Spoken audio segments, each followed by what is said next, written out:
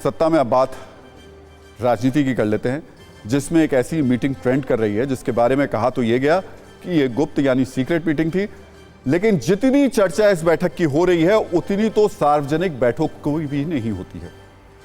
इस एक बैठक से दिल्ली से लेकर महाराष्ट्र तक की राजनीति में भूकंप के झटके लगने लगे हैं और इसका सबसे ज्यादा अनुभव इंडिया गठबंधन के दो घटक दल कांग्रेस और शिवसेना उद्धव ठाकरे गुट को हो रहा है।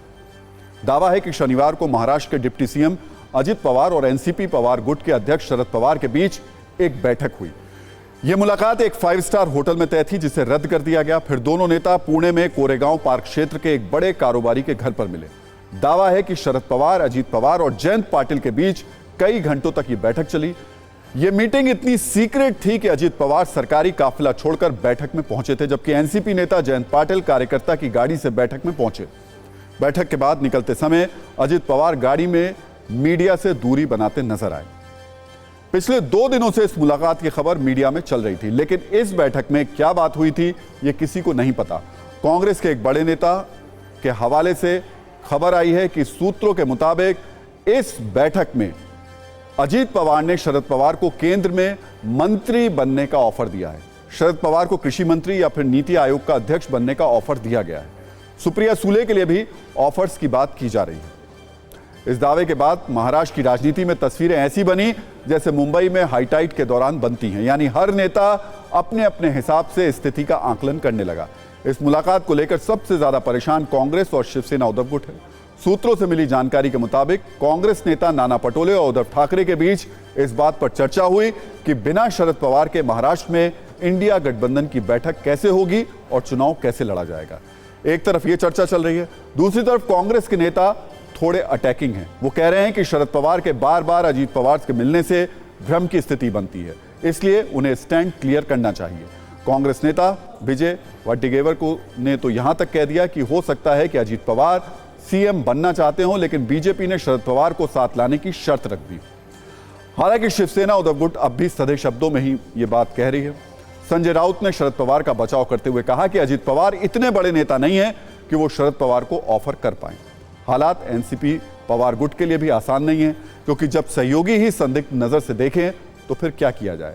हालांकि सुप्रिया सुले ने आज क्लियर किया कि कोई ऑफर नहीं है, वो दिल्ली में कांग्रेस के बड़े नेताओं के संपर्क में है। एक बार कांग्रेस, शिवसेना गुट और एनसीपी के नेताओं की बात सुनिए, फिर इसमें और जो ट्विस्ट हैं वो भी सुलझाकर आपके सामने रखेंगे।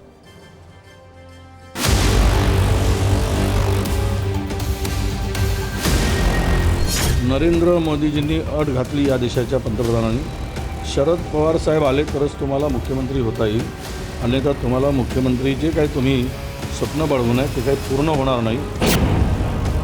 लगातार ये चीज़ें आने से इन लोगों में एक संभ्रम का वातावरण निर्माण हुआ है, उसको जितना जल्दी दूर करेंगे उतना बेहतर है।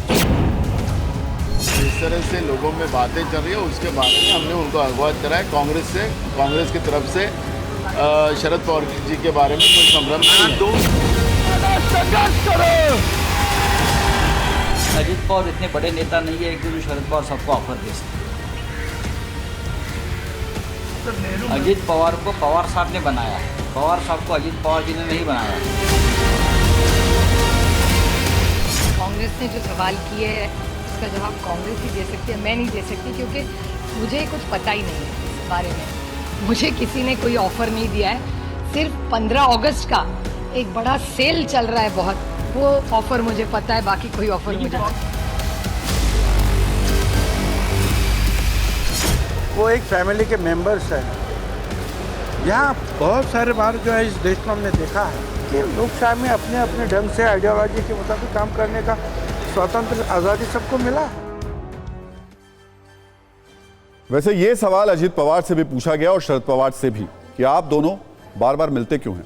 अजित पवार पहले ही इस पर बयान दे चुके हैं। आज शरद पवार ने प्रेस कॉन्फ्रेंस करके कहा कि उनकी और अजित पवार की मुलाकात राजनीतिक नहीं है।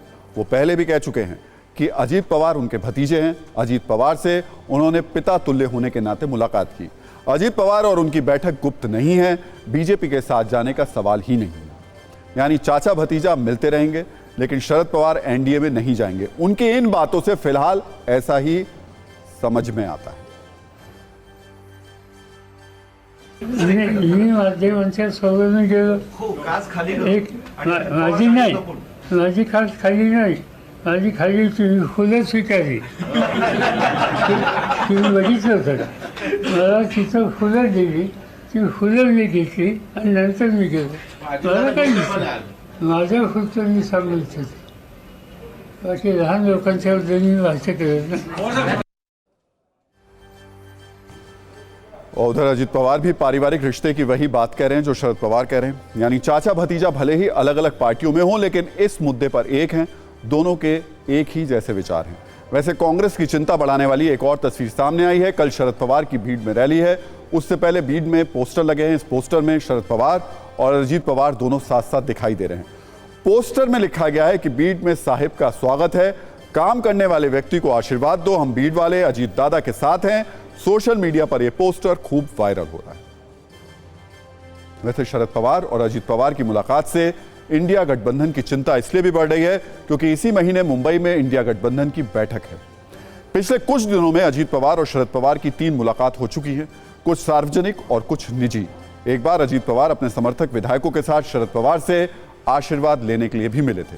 उसके बाद नरेंद्र मोदी के सम्मान समारोह में शरद पवार मंच पर मौजूद थे और अब पुणे में तीसरी बड़ी मुलाकात हुई है जो सबकी नजरों में है. इसलिए इंडिया गठबंधन असहज है, लेकिन शरद पवार का कद और बयान इंडिया वालों को पवार के साथ खड़ा करने को मजबूर कर देते हैं. एनसीपी में 2 फाड़ के बाद पवार का पीएम मोदी के साथ पुणे में मंच साझा करना पहले ही सवालों के घेरे में आ चुका है. उसके बाद उप मुख्यमंत्री बनने के बाद अजीत पवार के शरद पवार से मिलने पर इंडिया के नेता मल्लिकार्जुन खड़गे से बात कर चुके हैं और कह चुके हैं कि इससे जनता के बीच गलत संदेश जाएगा. इसके बाद हाल ही में संसद भवन के दफ्तर में राहुल गांधी, शरद पवार और मल्लिकार्जुन खड़गे की मुलाकात हुई, जिसमें मुंबई में होने वाली इंडिया गठबंधन की बैठक को लेकर चर्चा भी हुई.